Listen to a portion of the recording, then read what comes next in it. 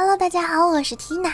今天 Tina 给大家带来一个连体姐妹貌美如花，父母却把她们当成了赚钱工具，身边的男人都对她们心怀鬼胎的故事。故事的主角是一对连体姐妹，她们俩一出生大腿就连在一起，所以18年来一直都是这种形影不离的状态。虽然看上去没什么，但是这种痛苦是正常人一辈子都难以理解的。他们吃饭要一起，睡觉要一起，就连上厕所也要一起。如果换正常人来试一下的话，估计连1天都接受不了。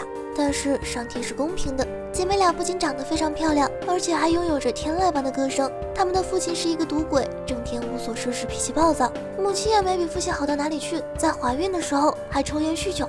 于是这对人渣夫妻就把女儿当成了赚钱工具，利用她们连体姐妹的纯洁形象，到处去一些婚礼或者教堂仪式上演唱歌曲。虽然赚了不少钱，但大部分都被父母拿去挥霍了。这一天，姐妹俩在一场演出上遇见了一个音乐经纪人，他们提出想把姐妹俩培养成明星，赚更多的钱。姐姐心动了，同时也对这个男人产生了好感，但是父亲把他们看得死死的，姐妹俩只好赶紧离开，回去继续上台表演。不过这件事还是在姐姐心里种下了种子，她受够了这样的生活，期望着能和妹妹分离身体，成为一个正常人，开始自己独立的人生。不久之后，姐妹俩在演出时遇到了一个医生，医生发现她们并没有共同的器官，质问他们的父母为什么不在他们小时候就给他们做分离手术，让2个年轻漂亮的女孩过着残疾人的生活。医生还留下了名片，表示自己愿意免费给他们做一个检查。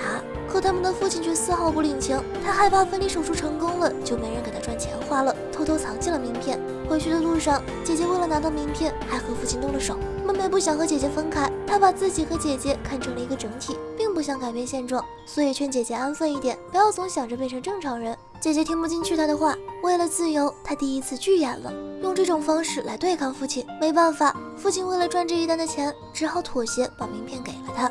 第2天，姐妹俩如愿以偿地做了检查，医生表示她们没有共用器官，只有一些毛细血管相连，做分离手术成功的几率很大。不过这里的医疗条件不行，他们需要到瑞士去做。虽然手术可以免费，但是路费加上一些其他费用也需要2万欧元。晚上回到家，姐姐想让父亲拿出这2万欧元，可父亲却哭穷说：“难道你让我去偷吗？”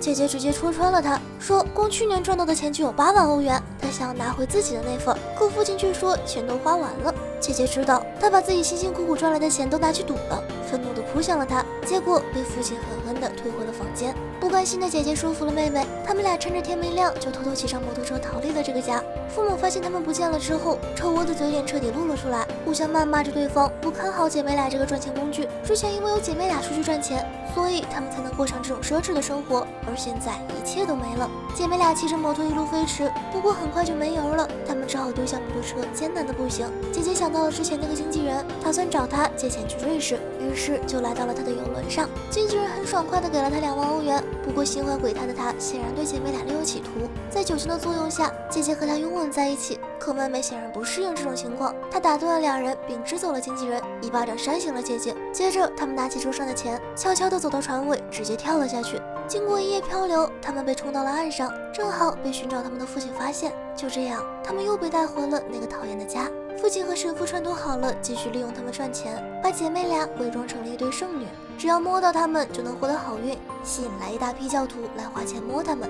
绝望的姐妹俩不再想要逃离，心如死灰地接受着这一切。没想到姐姐突然握住教徒手里的一把刀，直接插进了自己的心脏。姐妹俩赶紧被送进了医院。醒来后，妹妹的腿上缠着厚厚的绷带，而姐姐已经不见了。她艰难地走到另一间病房，找到了姐姐。他们已经做完了分离手术，变成了2个独立的正常人。姐妹俩将开始属于她们自己的人生。好啦，今天就先到这儿了。喜欢缇娜的话，别忘了给缇娜点赞、转发、加关注哦。我们明天见啦！